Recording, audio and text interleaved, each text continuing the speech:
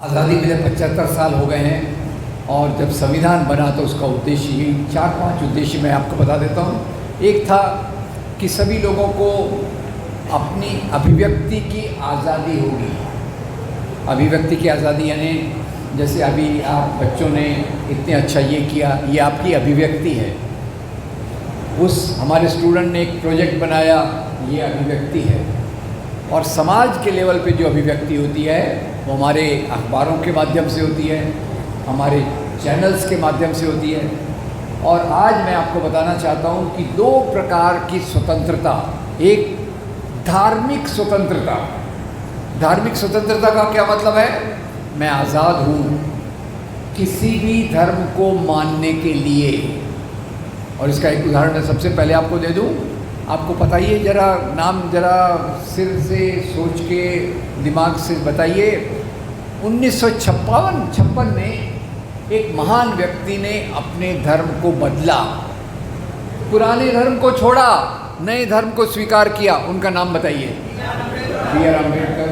तो उन्होंने सही किया कि गलत किया? वो अपराध था कि कानूनी था? नैतिक रूप से सही था, कानूनी रूप से सही था, सामाजिक रूप से सही था। और आज धार्मिक आज़ादी में हमारा देश 150वें स्थान पर पहुंच गया दुनिया में। हम कहते हैं हम लोकतंत्र की जननी हैं, लोकतंत्र यहीं से निकला। और आज अगर कोई व्यक्ति अपने धर्म का परिवर्तन करना चाहे तो उसको पूरा पूरा दबा दिया जाता है। अभिव्यक्ति की स्वतंत्रता तो खैर हमारे विद्यार्थी नहीं जानते होंगे, पर एक शब्द है गोदी मीडिया। नाम सुना आपने? गोदी मीडिया क्या मतलब होता है? गोदी मीडिया का एक लोकतंत्र में सरकार होती है, न्याय व्यवस्था होती है, सरकार के अलग भाग होते हैं, और एक होता है मीडिया। मीडिया का क्या काम होता है? मीडिया का काम होता है सरकार की आलोचना करना। क्यों भाई? सरकार की आलोचना इसलिए करना ताकि सरकार बेहतर नीतियां बना सके। अभी हुआ क्या है, आपने जिस उद्योगपति का नाम लिया उसके और भी 2-4 और भी वैसे ही उस गैंग में और सारे लोग हैं। इन्होंने पूरे मीडिया को खरीद लिया और ये मीडिया को सरकार की गोद में बिठा दिया। तो इसका नाम क्या हो गया? गोदी मीडिया। तो ये जनता की बात रखता है या सरकार की बात रखता है? सरकार की बात। मीडिया ने किसकी बात रखना चाहिए? जनता की बात रखना चाहिए। मीडिया किसकी बात रख रहा है? सरकार की बात कर रहा है। तो हमारा लोकतंत्र इस प्रकार से कमज़ोर हो रहा है। और ये लोकतंत्र जैसे केवल एक धर्म के नाम पर चलने वाली राजनीति आज चल रही है। आप समझ गए होंगे मेरा इशारा किस तरह है। जो हमारी रूलिंग पार्टी है, शासक पार्टी है, वो एक धर्म के नाम पर राज्य को लाना चाहती है। कौन से धर्म के नाम पर? यानी फिर क्या हो गया? यानी मुसलमान विदेशी हो गए, क्रिश्चियन विदेशी हो गए। और इस आधार पर देश में पिछले कई सालों से दंगों को भड़काया जा रहा है। फिर से मैं सवाल पूछ रहा हूँ, बुरा मत मानिएगा, मेरी आदत है सवाल पूछते रहने की। बताइए, समाज में दंगे, पूरे समाज में दंगे पहले से बढ़े हैं या कम हुए हैं? बढ़े। दूसरा सवाल, दंगे होते हैं या करवाए जाते हैं? करवाए जाते हैं। अब ये दंगे करवाए जाते हैं तो कैसे दंगे करवाए जाते हैं? दंगे करवाने के बहुत सारे कारण हैं। एक, खुद की सत्ता को मजबूत करना। दूसरा, समाज के कुछ लोगों के खिलाफ नफरत फैलाना। और ये जो राजनीति है जिसके कारण आज हमारा लोकतंत्र कमज़ोर हो रहा है, वो राजनीति ने इस प्रकार की नफरत फैलाई है। कई देशों में इस प्रकार की राजनीति है। मैं आपको उदाहरण दे दूं, केवल मैं अपने देश की और एक धर्म के नाम की राजनीति की बात नहीं कर रहा। मैं केवल एक धर्म के नाम की राजनीति की बात नहीं कर रहा। मैं शुरू में आपको बता दूं कि पाकिस्तान में इस्लाम के नाम पे जो राजनीति होती है उसके चलते वहाँ हिंदू और क्रिश्चियंस पे बहुत अत्याचार हुए, उनके खिलाफ नफरत फैलाई गई। और मैं बुद्ध की धरती पे हूँ। मुझे पिछले साल एक बहुत बड़ा शौक लगा, एक बहुत बड़ा दुख हुआ। क्या पता चला मुझे? श्रीलंका में बुद्ध धर्म के नाम की राजनीति चलती है। फर्क कीजिए, धर्म को मानना और धर्म के नाम की राजनीति करना दो अलग चीज़ें हैं। धर्म को मानने में कोई समस्या नहीं है, धर्म को मानने में कोई समस्या नहीं है। धर्म के नाम की राजनीति समाज में नफरत फैलाती है। तो श्रीलंका में बुद्ध धर्म के नाम की राजनीति को मैंने देखा, तो उसने किसके खिलाफ नफरत फैलाई? हिंदुओं के खिलाफ, मुसलमानों के खिलाफ, क्रिश्चियंस के खिलाफ। पाकिस्तान में इस्लाम के नाम की चलने वाली राजनीति किसके खिलाफ नफरत फैला रही है? हिंदुओं के खिलाफ, क्रिश्चियंस के खिलाफ। और यहाँ जो राजनीति बड़ी मजबूत है वो किसके खिलाफ नफरत फैला रही है? मुसलमानों के खिलाफ, क्रिश्चियंस के खिलाफ। तो ये मत समझिए कि मैं किसी एक पक्ष की साइड ले रहा हूँ। मैं साइड ले रहा हूँ तो लोकतंत्र की ले रहा हूँ, मैं साइड ले रहा हूँ तो मानवता की ले रहा हूँ, मैं साइड ले रहा हूँ तो सभी धर्म के लोगों के साथ की साइड ले रहा हूँ। पर भारत में ये बात कहने में मुझे बहुत दुख भी होता है कि आज जिन लोगों के खिलाफ सबसे ज़्यादा नफरत फैलाई गई है वो है मुसलमान। और ये नफरत कैसे फैलाई गई? इतिहास का नाम लेके। अब इतिहास को तो खैर हमारे स्कूल के बच्चे पढ़ते होंगे, पता नहीं आजकल बिहार में किस प्रकार की किताबें हैं। तो आजकल जो समाज में नफरत फैलाई जा रही है वो मुसलमान राजाओं को लेकर फैलाई जा रही है। और वो नफरत ऐसे फैलाते हैं कि सच्चाई का एक भाग बताते हैं, दूसरा भाग छुपाते हैं। क्या करते हैं? एक भाग बताते हैं, दूसरा भाग छुपाते हैं। अब मैं आपसे बोलना चाहता हूँ कि एक बात बताइए कि मेरी एक समझ है कि जो आधा सच है, आधा सच वो झूठ से भी ज़्यादा खतरनाक होता है। क्या आप मुझसे सहमत हैं? आधा सच झूठ से भी ज़्यादा खतरनाक होता है। और वही बात मैं बताना चाहता हूँ कि उन्होंने अभी, आपको पता होगा, पिछले कई सालों से बिहार में तो उसका प्रभाव कम है। धन्यवाद करता हूँ उन शासकों का जिन्होंने असांप्रदायिक दंगों को नियंत्रण में रखा, पर वो ताकतें बिहार में भी बढ़ रही हैं। मंदिर के नाम पे राजनीति चली कि भाई वो मुसलमान राजा आए, उन्होंने हमारे मंदिरों को तोड़ा और हिंदू धर्म का अपमान कर दिया। फिर से एक सवाल, एक खास मुद्दा आजकल दिल्ली में चल रहा है, दिल्ली में न्यायालयों में उत्तर भारत में चल रहा है। वो कौन सी मस्जिद के बारे में है? काशी की ज्ञान व्यापी। और कौन से राजा को उसके साथ जोड़ा जाता है? औरंगज़ेब। अब ठीक है, औरंगज़ेब ने एक बार एक मंदिर को तोड़वाया। क्या कीजिएगा, मैं कह रहा हूँ पूरे सबूत के साथ, मेरी किताबों में भी मैंने दिया, संदर्भ दिया। औरंगज़ेब ने एक बार एक मंदिर को तोड़वाया काशी में। क्यों तोड़वाया भाई? तो आपको बता दूं, डॉक्टर पट्टाभी सीतारामैया की किताब है feathers and stone. Feathers and stone में डॉक्टर पट्टाभी सीतारामैया लिखते हैं कि जब औरंगज़ेब का कारवां काशी, बनारस, वाराणसी के पास से जा रहा था तो कुछ रानियां वहाँ दर्शन करने के लिए गई और एक रानी के साथ दुष्कर्म हुआ। मंदिर के अंदर दुष्कर्म हुआ तो बाकी राजाओं ने कहा भाई ये मंदिर तो अपवित्र हो गया है, तो इसलिए उस मंदिर को उसने तुड़वाया। अब एक मंदिर को उसने तुड़वाया, वो लेकर हम छाती पीटते रहते हैं और हम ये बात भूल जाते हैं उसी औरंगज़ेब ने बहुत सारे मंदिरों को दान दिया। अब मेरी याददाश्त अच्छी नहीं है, इसलिए मैं आपको 3 मंदिर बताना चाहता हूँ जिसमें औरंगज़ेब ने दान दिया। उनके दान देने के सबूत उनके दस्तावेजों में हैं और कई मंदिरों के सामने वो लिखा रहता है ना, ताम्रपत्र पर वो लिखा हुआ है कि औरंगज़ेब ने इस मंदिर को इतना दान दिया। तो 3 मंदिर मैं आपको बता रहा हूँ। एक है गुवाहाटी के पास कामाख्या देवी का मंदिर, गुवाहाटी के पास कामाख्या देवी का मंदिर। दूसरा उज्जैन में महाकाल का मंदिर। तीसरा वृंदावन में भगवान श्री कृष्ण का मंदिर।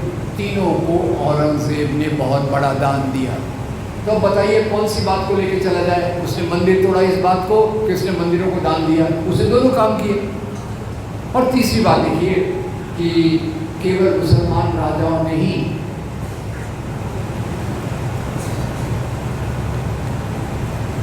केवल मुसलमान राजाओं ने मंदिर तोड़ने का काम नहीं किया, कई हिंदू राजाओं ने भी मंदिर तोड़े।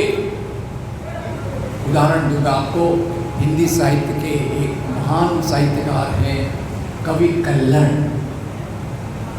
कवि कल्लण अपनी किताब राजतरंगिणी में लिखते हैं, राजतरंगिणी में लिखते हैं 11वीं शताब्दी कश्मीर के राजा हर्षदेव ने अपने राज्य में एक नए ओहदे, पद, पोस्ट का निर्माण किया और इस ओहदे का नाम था, अभी आप हिंदी भाषी लोग हैं, जरा इसको ख्याल से सुनिएगा, इस शब्द का मतलब क्या होता है। इस अधिकारी का टाइटल था देवोत्पतन नायक। इसमें 3 शब्द हैं, पहचानिए।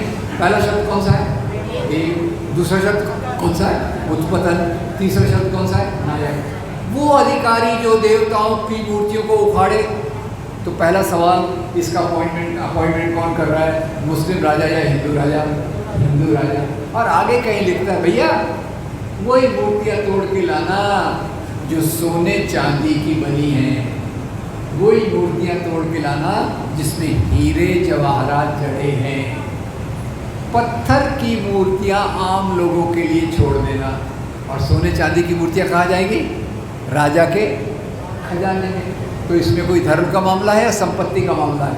संपत्ति का मामला है। ऐसे ही आपको बता दूं, सोमनाथ में एक मंदिर है जिसको गजनवी ने तोड़ा, और उसके बारे में बहुत कहते हैं कि ये गजनवी इतना ख़राब राजा था, वो मूर्ति को तोड़ने वाला था। तो मैं गजना से जो आया था सोमनाथ तक, वो बोलता है कि मैं मूर्तियाँ तोड़ने वाला हूँ। तो मेरा सवाल सरल है, गजना से वो सोमनाथ तक आया, सोमनाथ की मूर्ति को ही क्यों तोड़ा उसने?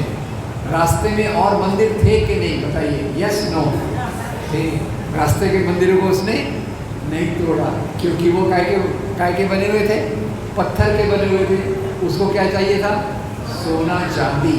तो यही आपसे सवाल पूछ लेता हूँ कि राजा लोग जो राज्य करते थे, राजा लोग गरीब किसानों से क्या वसूल करते थे? आप शब्द बताइए। लगान। कोई ऐसा था क्या कि भाई कोई राजा आया उसने लगान माफ़ कर दिया? ऐसा कभी इतिहास में हुआ है? नहीं। राजा लोग राज्य करते थे संपत्ति के लिए और सत्ता के लिए। आज हमको ये बताया जा रहा है कि राजा लोगों ने राज्य किया, मुसलमान राजाओं ने हिंदुओं के मंदिरों को तोड़ा, हिंदुओं को गुलाम बनाया। अब ये दोनों चीज़ों पर मैं आता हूँ। पहले तो इस प्रकार का इतिहास भारत में कैसे आया? इस प्रकार का जो इतिहास आया वो आज की धर्म के नाम की राजनीति का आधार है। तो इसके लिए फिर से हम इतिहास में जाते हैं, और हम जैसे अभी 1857 का उल्लेख हो रहा था, 1857 पे थोड़ा आ जाते हैं।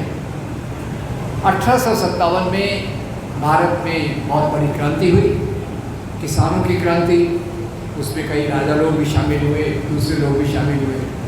तो मुझे ज़रा बताइए, थोड़ा सरल मैं सवाल पूछ रहा हूँ, 1857 की क्रांति की चिंगारी किसने लगाई थी? सबसे पहले कौन था? मंगल पांडे। 1857 की लड़ाई का नेतृत्व किसने किया था? बहादुर शाह जफर। बहादुर शाह जफर के साथी कौन थे? तात्या साहब टोपे, नाना साहब पेशवा, झांसी की। तो बताइए, हिंदू मुसलमान मिलकर अंग्रेजों के खिलाफ लड़े? Yes no? हिंदू मुसलमान मिलकर अंग्रेजों के खिलाफ लड़े, अंग्रेजों की सत्ता डगमगा गई। उन्होंने कहा अगर हमको यहाँ राज्य करना है तो कौन सी नीति लगाना पड़ेगा? फूट डालो और राज करो, डिवाइड एंड रूल।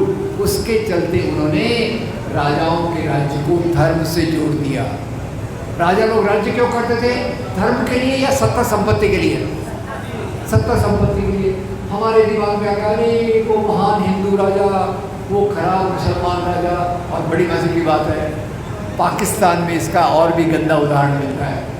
अब खैर आप लोगों से मैं पर्सनल बातें भी बताऊंगा। एक बार पाकिस्तान जाने का मौका मिला, डरिए मत, पाकिस्तान गया, अच्छी आवभगत हुई। पर पाकिस्तान में मैंने वहाँ एक सवाल पूछा, बताइए इस क्षेत्र में होने वाला सबसे अच्छा, इस क्षेत्र में साउथ एशिया में होने वाला सबसे अच्छा, सबसे महान, सबसे धार्मिक राजा कौन था? बताइए क्या जवाब मिलेगा मुझे? औरंगजेब। और यहाँ में जब सवाल को उल्टा करके पूछ तो बताइए इस क्षेत्र में होने वाला सबसे खराब, सबसे खतरनाक, सबसे खूंखार हिंदू विरोधी राजा था कौन था? तो क्या जवाब मिलता है? औरंगजेब। और वही औरंगजेब है। देखने के दो तरीके, और दोनों तरीकों में मेरे ख्याल से आधा सच बताया जाता है, पूरा सच नहीं बताया जाता। तो यह मंदिर तोड़ने की बात की जाती है। फिर वो कहते हैं कि ये भाई मुसलमान राजा वेरी बैड, घोड़े पर बैठ कर आए, और घोड़े पर बैठ कर आए, एक हाथ में तलवार थी, एक हाथ में कुरान थी। तो उन्होंने लोगों को तलवार से डराया और कहा कि तुम इस्लाम को स्वीकार कर लो, कुरान को स्वीकार कर लो, नहीं तो हम तुमको ख़त्म कर देंगे। अब मैं हर जगह ये बात बोलता हूँ, कई जगह लोग बड़ा इसको गहराई से सोच लेते। तो एक बार मैं बोल रहा था, मुसलमान राजा आए घोड़े पर बैठकर, एक हाथ में तलवार, एक हाथ में कुरान। तो कुछ ऑडियंस में से लोग खड़े हो गए, बोले सर ये पॉसिबल कैसे है? राजा के अगर एक हाथ में तलवार है, एक हाथ में कुरान है, तो घोड़े की लगाम कौन संभालेगा? मैंने कहा ये बात तो मुझे भी नहीं समझी। पर राजा लोग धर्म नहीं फैलाते थे, याद रखिएगा, इस बात को नोट कर लीजिए। दुनिया में जो भी धर्म फैले हैं राजाओं के माध्यम से नहीं फैले। पर इसका भी एक अपवाद है, अंग्रेजी में कहते हैं every rule has a exception, हर एक नियम का एक अपवाद होता है। तो मैंने क्या कहा, राजा लोग धर्म नहीं फैलाते, इसका एक अपवाद है अपने इसी क्षेत्र का राजा जिसने अपने धर्म को फैलाया दूर दूर तक। क्या नाम था उसका? अशोक। सम्राट अशोक ने अपना धर्म कैसे फैलाया? तलवार के आधार पे या प्यार के आधार पे? प्यार के आधार पे। तो धर्म केवल प्यार के आधार पे ही फैल सकता है। पर ये गलत धारणा हमारे बीच में आ गई है कि इस्लाम को तलवार की नोक पर फैलाया गया, मुसलमान राजाओं ने ये काम किया, और ये दूसरी एक बहुत बड़ी गलत धारणा हमारे बीच में आ गई। ऐसा एक चित्र प्रस्तुत किया जाता है कि जैसे मुसलमान राजा एक तरफ थे, हिंदू राजा दूसरी तरफ थे, जो अपने आप में पूरा गलत है। मैं आपको बताना चाहता हूँ कि हिंदू राजा मुसलमान राजाओं के साथ मिलकर राज्य करते थे, मुसलमान राजा हिंदू राजाओं के साथ मिलकर राज्य करते थे। उनमें लड़ाइयाँ भी होती थी, पर सत्ता में मेल जोल भी चलता था। तो एक उदाहरण जो सबको पता है वो है सम्राट अकबर का। आपने सुना है अकबर के दरबार में 9 रत्न थे? सुना है? उसमें कुछ 9 रत्न हिंदू थे, नाम बताइए। Birbal, very good. और टोडरमल। अब टोडरमल पे मैं रुक गया। ये 9 रत्न अकबर के दरबार में क्या करते थे? बैठ के गप्पे मारते थे या प्रशासन करते थे? प्रशासन करते थे। तो टोडरमल क्या करते थे? टोडरमल अकबर के दरबार में वही काम करते थे जो आज मोदी सरकार में निर्मला सीतारमण करती हैं। इम्पॉर्टेंट डिपार्टमेंट या non important department? Important department. और ये इसी प्रकार से औरंगज़ेब के बारे में भी आपको बता दूँ तो औरंगज़ेब के बारे में जैसे हमारे महाराष्ट्र में आपको तो पता होगा ना, हमारे महाराष्ट्र के एक महान राजा हुए हैं, कौन से? छत्रपति शिवाजी महाराज। अब छत्रपति शिवाजी महाराज के पिता कोई राजा तो थे नहीं। छत्रपति शिवाजी महाराज अपने राज्य का विस्तार कर रहे थे, तो उस समय औरंगज़ेब दिल्ली में बैठा परेशान होता था कि अगर शिवाजी ने अपने राज्य को स्थापित कर लिया तो मेरा लगान का क्षेत्र कम हो जाएगा। हिंदू मुसलमान का मामला नहीं है। तो औरंगज़ेब ने अपने एक बड़े सेनापति को भेजा कि तुम जाओ शिवाजी को ज़रा संभाल के आओ, ठीक ठाक करके आओ। वो सेनापति आया। मैं केवल उस सेनापति का नाम बताना चाहता हूँ। औरंगज़ेब ने जिस सेनापति को भेजा उसका नाम था राजा जय सिंह। हिंदू या मुसलमान? तो औरंगज़ेब का सेनापति कौन है? एक हिंदू। शिवाजी महाराज ने अपनी सेना से उसका मुकाबला किया, और शिवाजी महाराज की सेना में जो सेनापति थे उनमें से 3-4 नाम जरा मैं आपको बता देता हूँ, बाहर किताब में आपको और भी मिल जाएगा। उनके नाम थे सिद्दी संबल, इब्राहिम गारदी, दौलत खान। हिंदू या मुसलमान? मुसलमान। तो शिवाजी के प्रशासन में, शिवाजी की सेना में मुसलमान थे? Yes no? औरंगज़ेब की सेना में हिंदू थे? Yes no? और इसका सबसे बड़ा उदाहरण आपको देता हूँ। अभी राजस्थान में एक वो सरकार आई जो कभी सत्ता में नहीं आना चाहिए, वो आपको ख्याल रखना चाहिए। कौन सी सरकार कभी सत्ता में नहीं आना चाहिए? तो कमल का फूल वाली जो फूल बनाती है लोगों को कमल के नाम पे। खैर राजस्थान में सरकार आई तो वहाँ के शिक्षा मंत्री जी ने किताब में देखा कि अरे किताबों में तो पढ़ा रहे हैं हल्दी घाटी के मैदान में अकबर और राणा प्रताप की लड़ाई हुई। हल्दी घाटी के मैदान में अकबर और राणा प्रताप की लड़ाई हुई, अकबर जीत गए, राणा प्रताप हार गए। अब वो पार्टी वाले लोग तो कभी हिंदू को हारते हुए देखना नहीं चाहते, तो उन्होंने किताबों को बदल दिया। क्या कर दिया? हल्दी घाटी की लड़ाई में अकबर हार गए, राणा प्रताप जीत गए, किताब में उन्होंने कर दिया। अब उनसे कभी मुलाकात तो होगी नहीं, मुलाकात होगी तो उनको हाथ जोड़ के कहूँगा भैया जिसको जिताना है जिता दो, जिसको हराना है हरा दो, मेरा कुछ नहीं जाता, पर इसको हिंदू मुसलमान की लड़ाई मत बताओ। मुझसे पूछेंगे क्यों भाई, तो मैं बताऊँगा। हल्दी घाटी के मैदान में एक तरफ अकबर की फ़ौज है, एक तरफ राणा प्रताप की फ़ौज है। और ख्याल कीजिए दोस्तों, अकबर की फ़ौज में अकबर खुद नहीं है, तो सेना का नेतृत्व कौन कर रहा है? अकबर की सेना का नेतृत्व कौन कर रहा है? राजा मान सिंह। राजा मान सिंह कौन थे अकबर के? कमांडर इन चीफ, प्रधान सेनापति। अकबर मुसलमान और उनका प्रधान सेनापति कौन है? एक हिंदू है। तो बताइए अकबर की फ़ौज में केवल मुसलमान सिपाही है या हिंदू मुसलमान दोनों हैं? दोनों हैं। अब आते हैं महाराणा प्रताप की तरफ। महाराणा प्रताप सुसज्ज अपने घोड़े चेतक पर बैठे हैं, सेना का नेतृत्व कर रहे हैं। उनकी सेना के दो बड़े सेनापति, एक सेनापति का नाम है राम सिंह और दूसरे सेनापति का नाम है हकीम खान सूर। राम सिंह के अंडर 2000 राजपूत सिपाही और हकीम खान सूर के अंडर में 1000 पठान सिपाही। तो सवाल है राणा प्रताप की सेना में केवल हिंदू थे या हिंदू मुसलमान दोनों थे? दोनों थे। तो फिर ये हिंदू मुसलमान की लड़ाई है या दो राजाओं की लड़ाई है? ये लड़ाई धर्म के लिए कि सत्ता के लिए है? सत्ता के लिए। इसको हमारे दिमाग में डाला जाता है, वो मुसलमान राजाओं का पीरियड हमारी गुलामी का पीरियड था वगैरह वगैरह। तो इसको एक और बात बता देता हूँ, इसी पीरियड में वास्तव में हिंदू मुसलमानों के बीच में बहुत मेल जोल हुआ।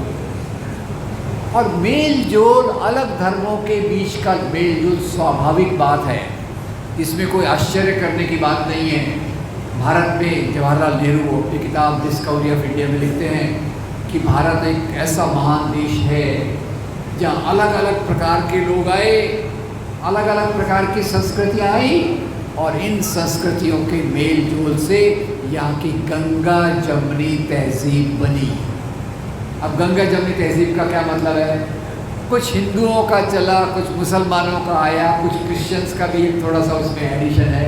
क्रिश्चियंस का मैं ज़्यादा नहीं बोलता क्योंकि बेचारे पूरे भारत में, आपको पता है क्रिश्चियंस कितने हैं? 2.3। कितने? 2.3। पर आप बताइए, आप लोग कोई बर्थडे मनाते हैं? बर्थडे मनाते हैं, क्या करते हैं उस दिन? केक काटते हैं। अपने रामायण महाभारत में केक का उल्लेख नहीं है, पर केक काटने में मज़ा आता है, अपने को भी मज़ा आता है, दूसरों को भी मज़ा आता है, मिलजुल कर ही समाज बनता है। ठीक है, अब तो केक की बात हो गई। अब खाने पीने से ही शुरुआत करता हूँ हिंदू मुसलमानों के मेल जोल का। खाने पीने की बात ज़्यादा सहज लगती है, सरल लगती है। और उसमें एक आपको उदाहरण देता हूँ। हमारे बम्बई में खाने पीने की एक बहुत लोकप्रिय चीज़ है। कोई बता सकता है कौन सी लोकप्रिय चीज़ है? वड़ा पाव। वड़ा पाव। अब वड़ा पाव को ज़रा देखिए, आँख के सामने रखिए, मुंह में पानी तो आएगा, पर वड़ा पाव का अध्ययन कीजिए। वड़ा पाव में बाहर क्या है? बाहर है पाव। पाव आया था अफ़गानिस्तान से। अंदर वड़ा बनता है चने की दाल से। चने की दाल आई थी मेक्सिको से। अंदर है आलू आया था स्पेन से। और आखिर में स्वाद के लिए डालते हैं अदरक। और अदरक वहाँ से आई थी जहाँ से आजकल प्रायः सभी चीज़ें आती हैं, ओरिजिनल डुप्लिकेट दोनों, जो हमारी 4000 किलोमीटर ज़मीन पर कब्जा करके बैठा है। कौन? चाइना। Very good. इतनी सारी जगहों से इतनी सारी चीज़ें आई और हमारा प्यारा वड़ा पाव बना। ये, और आप अपने कपड़ों को देखिए, अब ये बताइए हमारे कपड़े आज जो हैं, क्या ये वही है क्या जो प्राचीन काल में थे? तो प्राचीन काल में हमारे देवी देवता किस प्रकार के कपड़े पहनते थे, ज़रा उसका भी एक ऑप्शन ले लो।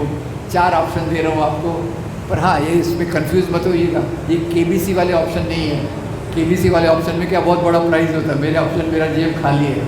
4 ऑप्शन दे रहा हूँ। हमारे देवी देवता किस प्रकार के कपड़े पहनते थे? Option A pant shirt salwar kameez, फिर पायजामा कुर्ता, आखिर में धोती साड़ी।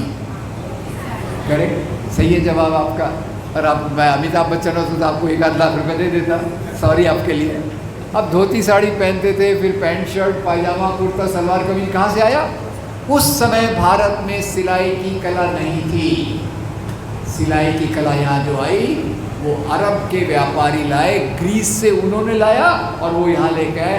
तब से यहाँ कैंची, सुई, धागा आए, जिससे हमारे कपड़े इस प्रकार के बनना चालू हुए।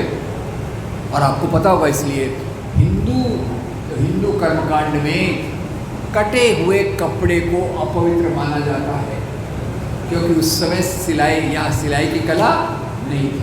ये 2 चीज़ें हो गई। उससे आगे चलकर मैं कुछ आपको बताऊंगा कि मेल जोल की परंपरा का चिन्ह आज भी कैसे मिलता है। और ये मेल जोल की परंपरा का चिन्ह मिलने के लिए तो मैं आपको कहानियाँ बनाऊंगा सवाल के रूप में। आपने महाभारत सीरियल देखा होगा, अच्छा लगा होगा। बताइए महाभारत सीरियल की स्क्रिप्ट किसने लिखी थी? उनका नाम है राही मासूम रजा। क्या नाम है? और स्क्रिप्ट क्या की लिखी? महाभारत की। और ऐसे ही एक फिल्म मेरी बहुत फेवरेट है, वो फिल्म का नाम है लगान। बच्चों आपने नहीं देखी तो लगान फिल्म जरूर देखिएगा। लगान फिल्म में एक कहानी है, उसकी कहानी बता रहा हूँ आपको। वहाँ कैप्टन रसल का जो विलन का रोल प्ले करता है और आमिर खान जो हीरो है, इनके क्रिकेट मैच चल रहा है, 5 दिन का क्रिकेट मैच। चौथे दिन की शाम को गांव के लोग मंदिर जाते हैं। आप गेस कर सकते हैं किसके मंदिर में जाते हैं? भगवान कृष्ण के।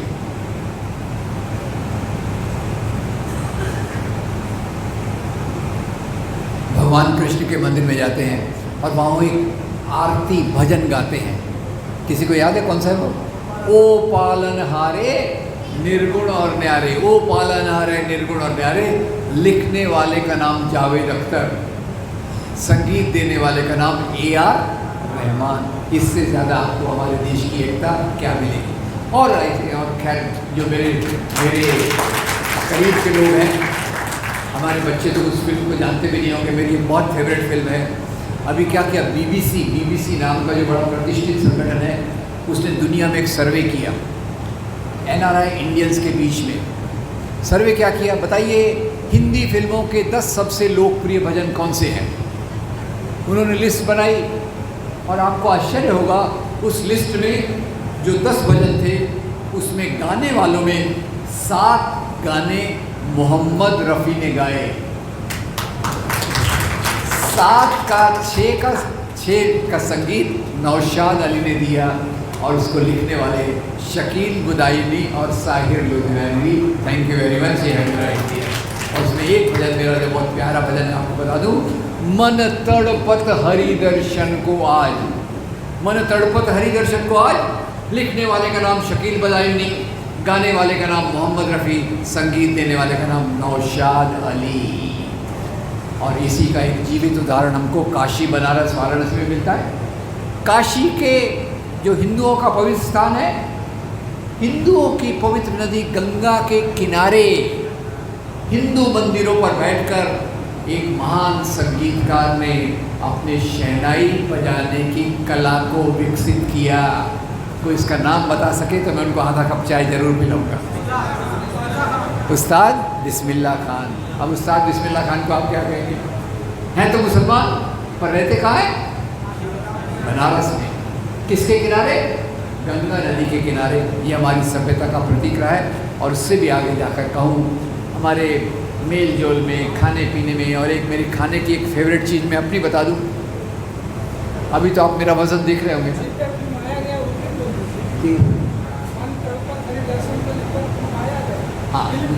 हाँ, मन तड़पत वेरी गुड। खैर वो ठीक है। मैं थोड़ा अपना वो वज़न के बारे में बता रहा था। मेरा वज़न आपको थोड़ा भी कम दिख रहा होगा, पर बीच में अच्छा हो गया था। क्या हुआ था, कुछ पारिवारिक कारणों से मुझे हैदराबाद मोहल्ले में रहने का मौका मिला। 1 साल के लिए हैदराबाद रहा, मेरा वज़न बढ़ गया। आप गेस कर सकते हैं क्यों? बिरयानी, वहाँ बिरयानी खाता था, वज़न बढ़ाता था। और फिर मैं बिरयानी का अध्ययन किया, भैया ये बिरयानी तो आई कहाँ से? तो पता चला बिरयानी आई थी ईरान से। ईरान में इसको कहते हैं बिरयान। हमारे पास मसाले बहुत अच्छे होते हैं, मसाले डाले तो क्या बन गई? बिरयानी। Enjoy yourself. ये हमारी सभ्यता, और सभ्यता के मेल जोल का उच्चतम बिंदु यहाँ की 2 धार्मिक परंपराओं में मिलता है। बड़े दुख के साथ कहना पड़ता है कि आज धर्म के नाम पे राजनीति करने वाले धर्म के नाम पर खून की नदियाँ बहा रहे हैं। पर इसी धर्म के आधार पर, धर्म के नैतिक मूल्यों के आधार पर भारत में 2 परंपराएं विकसित हुई, जिसको हिंदू भी मानते हैं, मुसलमान भी मानते हैं। और उसमें पहली है हमारे संत कबीर, तुकाराम, नामदेव, नरसिंह मेहता। बताइए, संत कबीर को मानने वाले केवल हिंदू थे या हिंदू मुसलमान दोनों थे? दोनों थे। बताइए, सूफी संत की दरगाह पे केवल मुसलमान जाते हैं कि हिंदू मुसलमान दोनों जाते हैं? दोनों जाते हैं। ये इसलिए जाते हैं दोस्तों कि संतों ने धर्म के मर्म को पहचाना। और धर्म का मर्म क्या है? धर्म का मर्म जो है वो संत कबीर के एक दोहे में आपको मिलेगा। संत कबीर का एक दोहा, पोथी पढ़ पढ़ जग हुआ, पंडित भया न कोय, ढाई आखर प्रेम के पढ़े सो पंडित होए। ये सभी संतों की बात है। और जब मैं संतों की बात करता हूँ तो थोड़ा मुझे सावधान होना पड़ता है, क्योंकि आजकल भी बहुत सारे संत हैं ना तथाकथित, कुछ जेल के अंदर, कुछ जेल के बाहर व्यापार करते हुए। खैर, उस पर मैं नहीं जाऊँगा, और उससे भी आप सावधान रहिए किस प्रकार से श्रद्धा विश्वास को अंधविश्वास में बदलकर कई लोग संत के चोले में रहकर अनैतिक काम करते हैं और अपना व्यापार चलाते हैं। खैर दोस्तों, तो ये बात हुई हमारे मध्ययुगीन काल की। तो भारत में ये धर्म के नाम की राजनीति कैसे आई? भारत में धर्म के नाम की राजनीति आई अंग्रेज़ों के आने के बाद। नंबर 1, अंग्रेज़ लोग भारत में क्यों आए? व्यापार करने। Very good. व्यापार करके रुक गए क्या? भाई कंपनी प्रॉफिट में हो गई, bye bye tata see you. नहीं, क्या किया उन्होंने बाद में? राज किया। राज करने के बाद क्या किया? हमारी संपत्ति को लूट कर ले गए। केवल कोहिनूर हीरा नहीं ले गए, याद रखिएगा। और इस संपत्ति कितनी लूट के ले गए उसका जरा यहाँ दिमाग में आपको याद रहेगा, इसलिए बता देता हूँ। औरंगज़ेब, जिसको इतना खराब राजा माना जाता है, औरंगज़ेब के समय भारत का जो योगदान था दुनिया के प्रोडक्शन में, दुनिया के उत्पादन में, वो था 23%। दोहरा दीजिए, कितना था? 23%। और अंग्रेज़ जब छोड़ के गए, भारत का जीडीपी कंट्रीब्यूशन आ गया 4% पे। इतनी उन्होंने लूटमार की, जो भी एक मुख्य कारण है यहाँ हमारी असुविधाओं का बना। खैर, अंग्रेज़ आए, उनको यहाँ से संपत्ति लूट के ले जाना था। अब संपत्ति लूट के ले जाना था तो पहला काम है कि जैसे मान लो पटना शहर है या आपका ये शहर है, आपके शहर में कोई अच्छी चीज़ होती है तो यहाँ से लूट के वो कहाँ ले जाएंगे? कौन से देश में ले जाएंगे? इंग्लैंड। इंग्लैंड की राजधानी क्या है? लंदन। तो पहले यहाँ से सामान ले जाना पड़ेगा एक बंदरगाह पे। तो आपका सबसे नज़दीकी बंदरगाह कौन है? ये तो आपको पता होगा। पोर्ट सिटी कौन सी है? कलकत्ता। तो अंग्रेज़ों के आने के पहले यहाँ से कलकत्ता सामान कौन सी गाड़ी पे ले जाते थे? बेचारी गरीब सी गाड़ी अपनी, बैलगाड़ी। अरे इस जवाब देने में कोई पास फेल का सवाल थोड़ी है।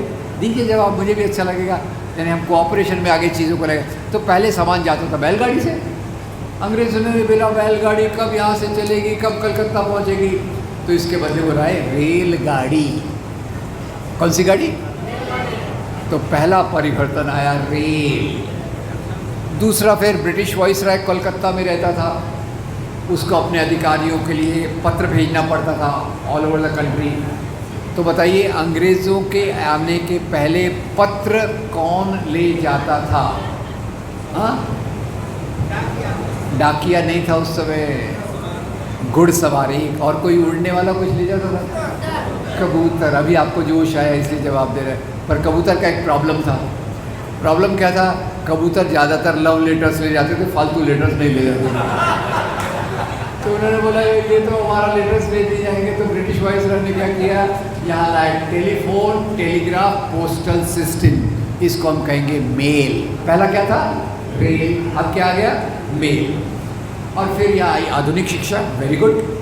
आधुनिक शिक्षा के साथ स्कूल खुले, कॉलेज खुले, आधुनिक न्याय व्यवस्था आई।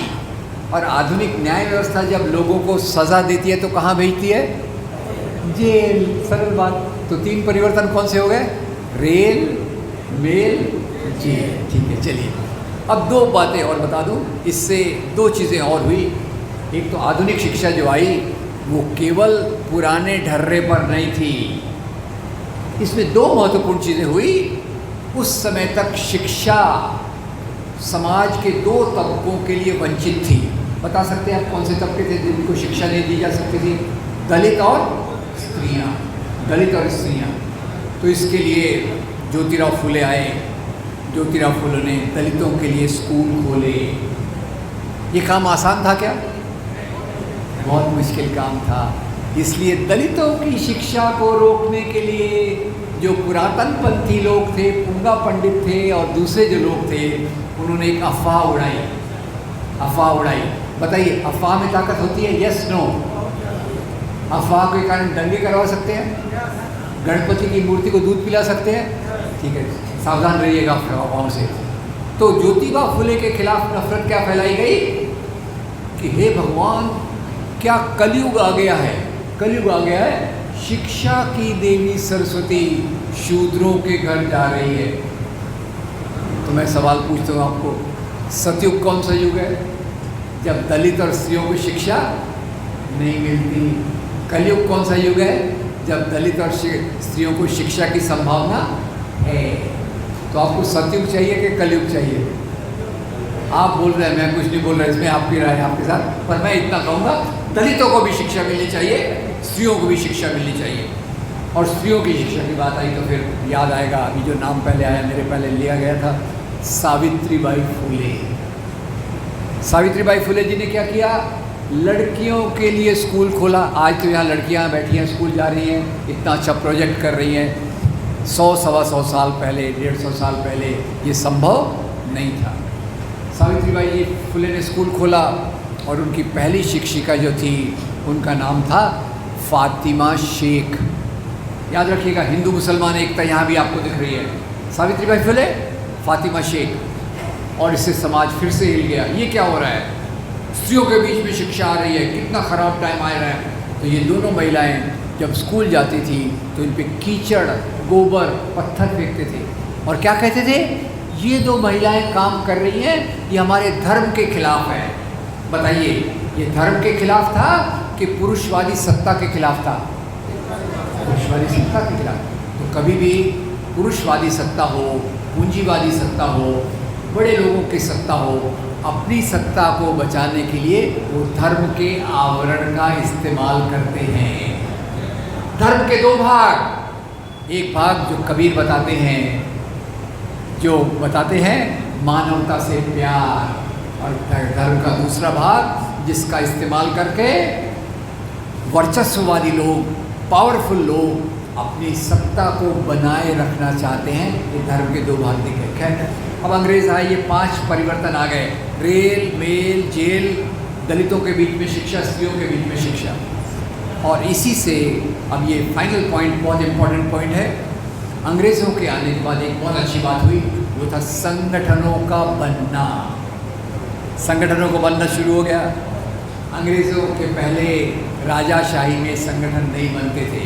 ठीक है, इस प्रकार का संगठन जैसे आप बनाए हैं, इस संगठन की संभावना पहले नहीं थी। तो 3 मुख्य संगठन इधर से बने, यानी इन्हीं परिवर्तनों के साथ 3 नए वर्ग अस्तित्व में आए।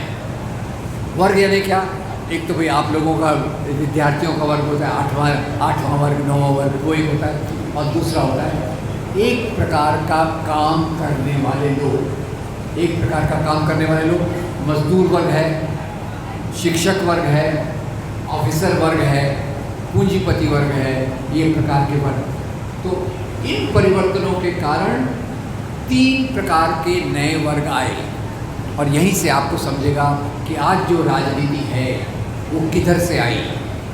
तो ये 3 नए वर्ग आए, व्यापारी, उद्योगपति, मजदूर वर्ग और शिक्षित वर्ग। और ये 3 इनके मैं उदाहरण देता हूँ। उदाहरण बहुत सैकड़ों हो सकते हैं, 3 केवल मेरे फेवरेट उदाहरण है। पहला उदाहरण है शहीद आज़म भगत सिंह। शहीद आज़म भगत सिंह, अब मैं नाम का खेल खेल रहा हूँ कि इधर जो संगठन में आए उभरते वर्गों में से, और जो पुराने थे राजा, नवाब, जमींदार, जागीरदार, उनमें से जो संगठन आए उनके नाम से आप पहचान सकते हैं कि उनकी राजनीति क्या है। तो इधर से 3 संगठन, शहीद आज़म भगत सिंह, संगठन का नाम क्या था? Hindustan socialist Republican association. ये आपको याद करना है, अगर आपको पता नहीं है तो याद रखिए। शहीद आज़म, बताइए भगत सिंह को याद रखना है या भूलना है? तो कम से कम उनके संगठन का नाम याद रखो। क्या नाम बोला मैंने? Hindustan socialist Republican association. अब दूसरे इसमें जो आए उसमें ज्योतिराव फुले, सावित्रीबाई फुले, और इन्हीं को विचारों को लेकर आए बाबा साहेब आम्बेडकर।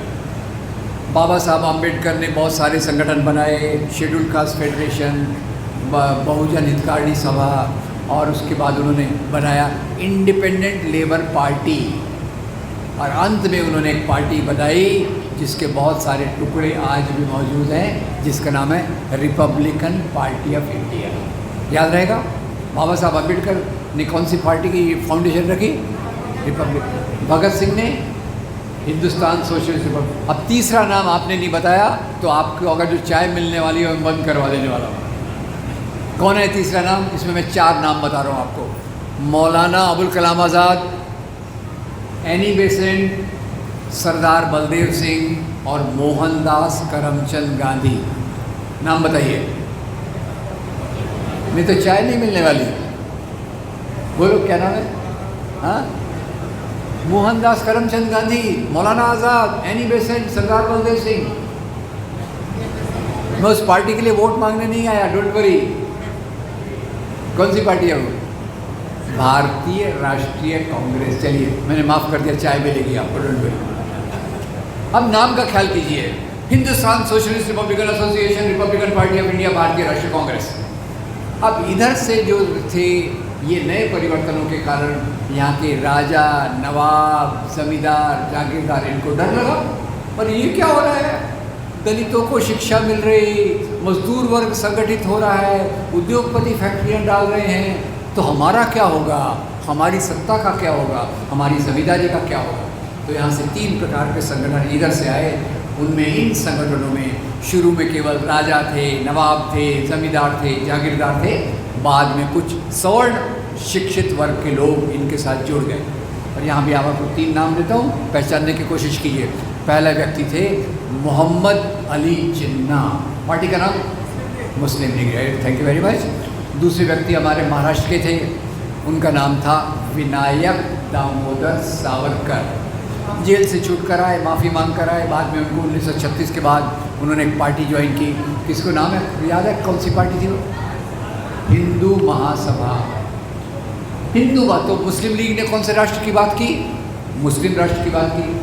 हिंदू महासभा ने कौन से राष्ट्र की बात की? हिंदू राष्ट्र की बात की। और इसी हिंदू राष्ट्र को लेकर, इसी हिंदू राष्ट्र की बात को लेकर एक संगठन 1925 में बना। और वो संगठन को, ये तो आपको पहचानना ही पड़ेगा, क्योंकि आज का राजनीति का सबसे बड़ा खतरा इसी से है। RSS, very good. क्या पूरा नाम क्या है? राष्ट्रीय स्वयं सेवक संघ। अब राष्ट्रीय स्वयं सेवक संघ क्यों बना, ये थोड़ा बता दो। पहले तो क्या है? मुस्लिम लीग है, मुस्लिम राष्ट्र की बात कर रही। हिंदू महासभा है, किसकी बात कर रही? हिंदू राष्ट्र की बात कर रही।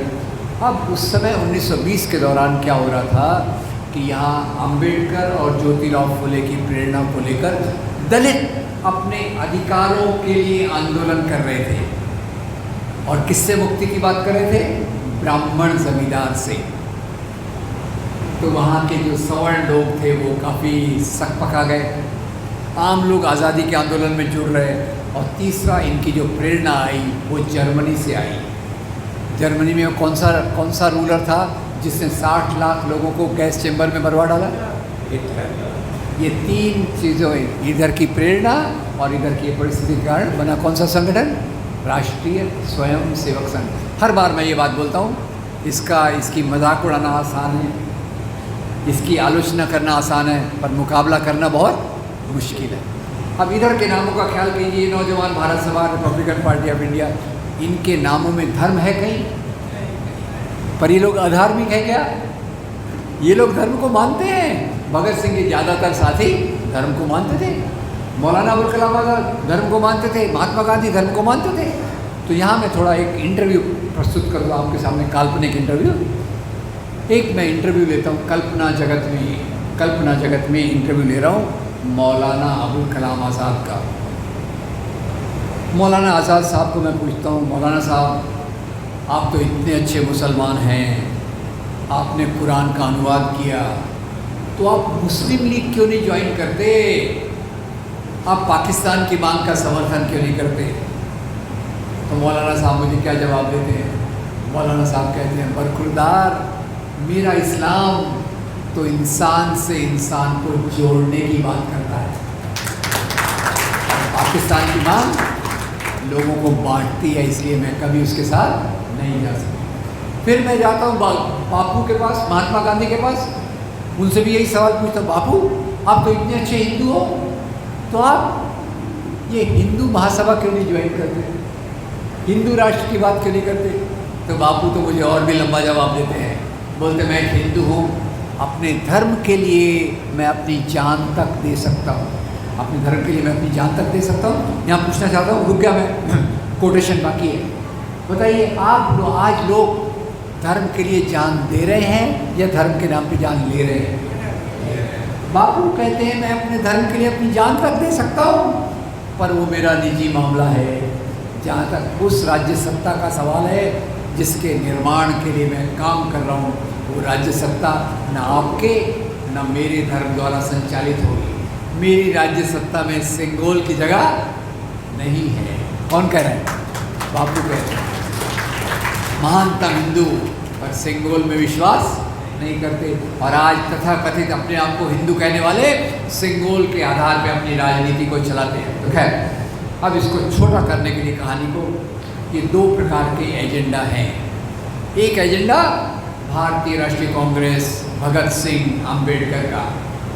क्या किया इन्होंने आज़ादी के बाद फैक्ट्रियां डाली, विज्ञान का विकास किया, वैज्ञानिक सोच का विकास किया, और इन्होंने एक मजबूत आधार दिया भारत के विकास के लिए।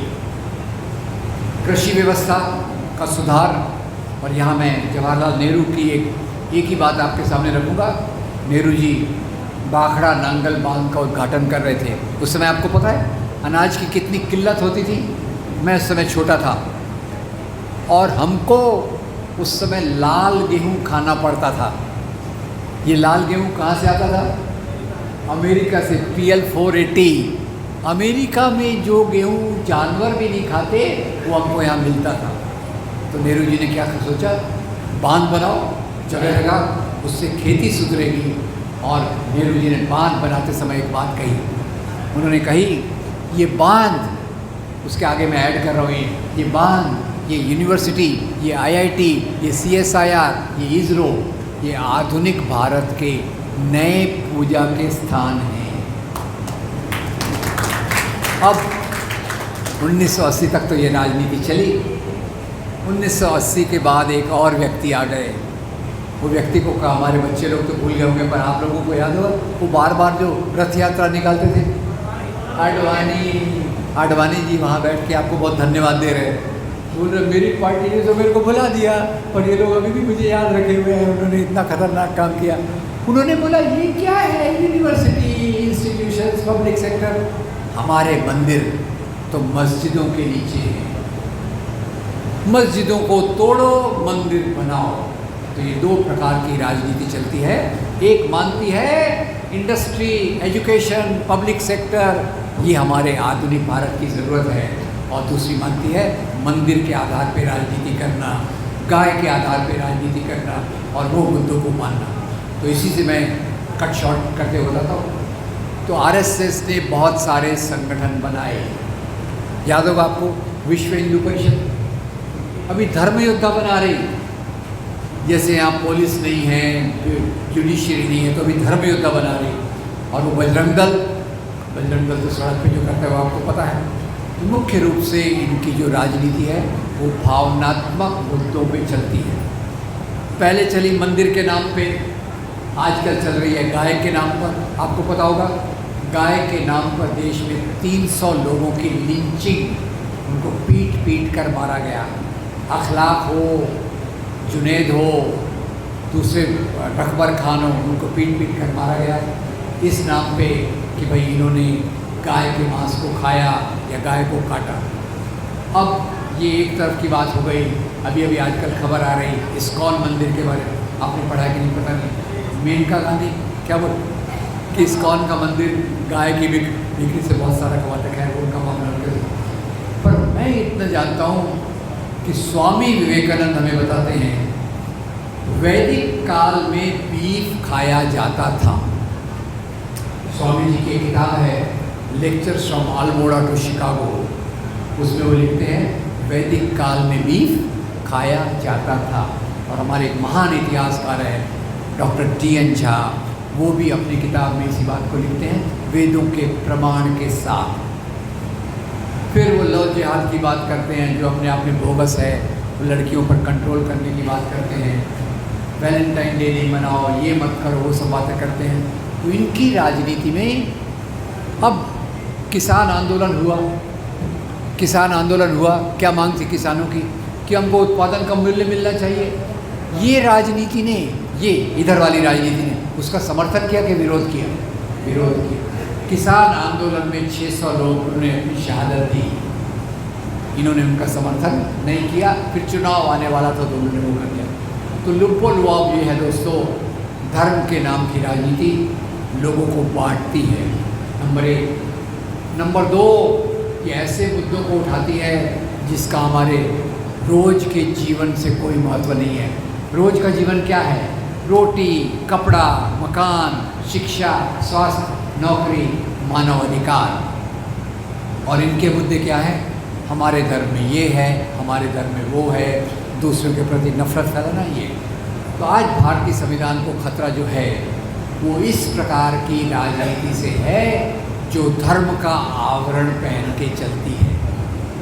आपको अगर एक विकसित भारत चाहिए तो इस राजनीति का पूरा विरोध करने के लिए सामने आना चाहिए। और ये राजनीति का विरोध करने के लिए मैं मानता हूँ कि जैसे आपने कहा, दंगे होते नहीं, दंगे करवाए जाते हैं। दंगे कैसे करवाए जा सकते हैं? पहले गलत धारणाओं को फैलाया जाता है, मुसलमान ऐसे हैं, मुसलमान वैसे हैं, उसके आधार पर नफ़रत होती है और नफ़रत के कारण दंगे करवाए जा सकते हैं। और ये दंगों के कारण वो राजनीति मजबूत होती है। ख्याल कीजिए, कभी आप ग्राफ बनाइए 1992 के बाद से जो दंगों में तीव्रता आई है और उसी के साथ एक पार्टी पहले से मजबूत हुई है। उस पार्टी का नाम बता सकते हो भैया? इधर दंगे बढ़े, इधर इसकी सत्ता बढ़ी। तो आज मैं वैसे किसी पार्टी को बिलोंग नहीं करता, पर मैं भारतीय संविधान को मानता हूँ। भारतीय संविधान ये हमारा मार्गदर्शक होना चाहिए। तो आज दोस्तों हमारे सामने बहुत बड़ी चुनौती है।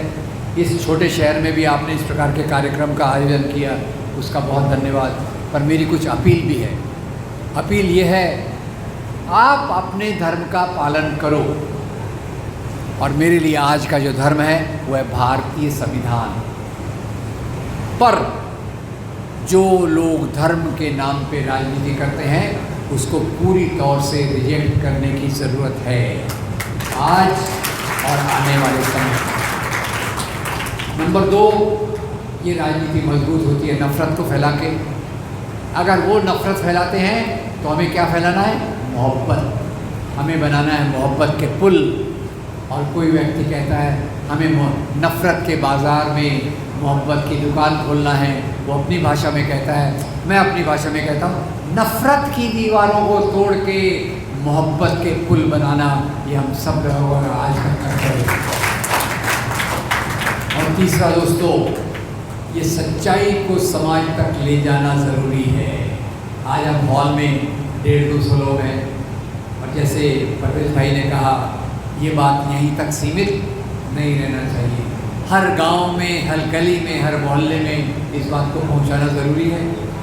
आप 15 दिन में एक बार, महीने में एक बार मिलिए, अच्छे YouTube वीडियोस देखिए, लाइब्रेरी बनाइए, धार्मिक सद्भाव के लिए त्योहारों का हिस्सा लीजिए, दूसरों के त्योहारों में हिस्सा लीजिए, राष्ट्रीय त्यौहार मनाइए, भगत सिंह जयंती मनाइए, और भगत सिंह ने कैसे सांप्रदायिकता का विरोध किया उसको याद कीजिए।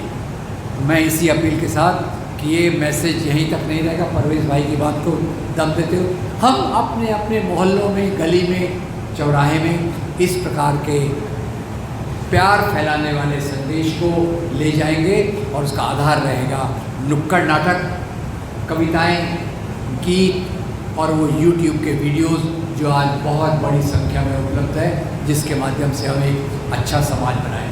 Thank you very much. साथियों, नेशनल जनमंच को सब्सक्राइब करें, साथ ही बेल आइकन की घंटी को बजाएं।